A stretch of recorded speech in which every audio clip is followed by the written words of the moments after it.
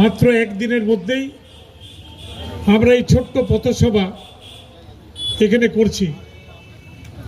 এই করার কারণ হচ্ছে এর আগে আমরা অনেক নির্বাচনে লড়েছি, অনেক নির্বাচন দেখেছি।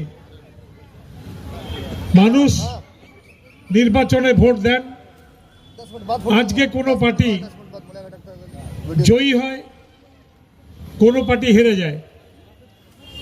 এখানে 34 বছর বামফ্রন্ট রাজত্ব করেছিল, বামফ্রন্ট বিদায় নিয়েছে। তার আগে কংগ্রেসের রাজত্ব ছিল, কংগ্রেসও বিদায় নিয়েছিল। মানুষের ভোটে মানুষ একজনকে সিংহাসনে বসায়, আবার মানুষই ভোট দিয়ে তাকে সিংহাসন থেকে সরিয়ে দেয়। কিন্তু আমাদের দেশে যে গণতন্ত্র, আমাদের দেশের যে সংবিধান, সেই সংবিধানে মানুষের সবথেকে বড় অধিকার হচ্ছে আপনার ভোটের অধিকার। সবথেকে বড় অধিকার আপনার ভোটের অধিকার। আপনি ভোট দিয়ে যেমন একজনকে জেতাতে পারেন, আপনি ভোট দিয়ে কাউকে হারাতে পারেন। কিন্তু আজকে দিল্লিতে যে সরকারটা আছে, পশ্চিমবঙ্গে ভোটে হেরে যাওয়ার ভয়ে পশ্চিমবঙ্গের মানুষের নাম ভোটার লিস্ট থেকে বাদ দেওয়ার চেষ্টা করছে। কেন চেষ্টা করছে? যদি পশ্চিমবঙ্গের সমস্ত মানুষ ভোট দেয়, তাহলে বিজেপি গোহারান হেরে যাবে, বিজেপি জিততে পারবে না।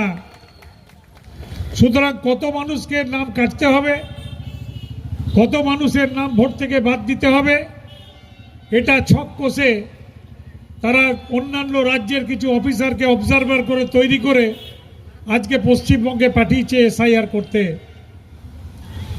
আমি আজকের এই জনসভার মাধ্যমে খালি আপনাদেরকে একটাই অনুরোধ করতে এসেছি যে আপনার যে অধিকার, আপনার ভোটের যে অধিকার, সেই অধিকার রক্ষা করার দায়িত্ব কিন্তু আপনার।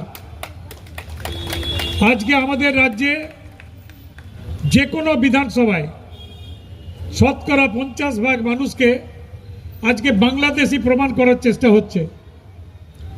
আমাদের আসানসোল উত্তর বিধানসভায় প্রথম দফাতে 43,000 ভোটের নাম কেটেছে,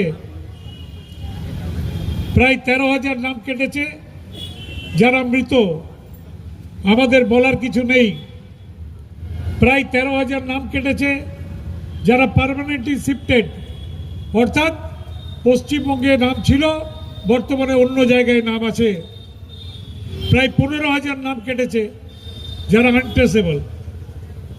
সেই আনট্রেসেবলদের না খুঁজে আবার 43,000 নোটিশ জারি করার চক্রান্ত শুরু হয়েছে।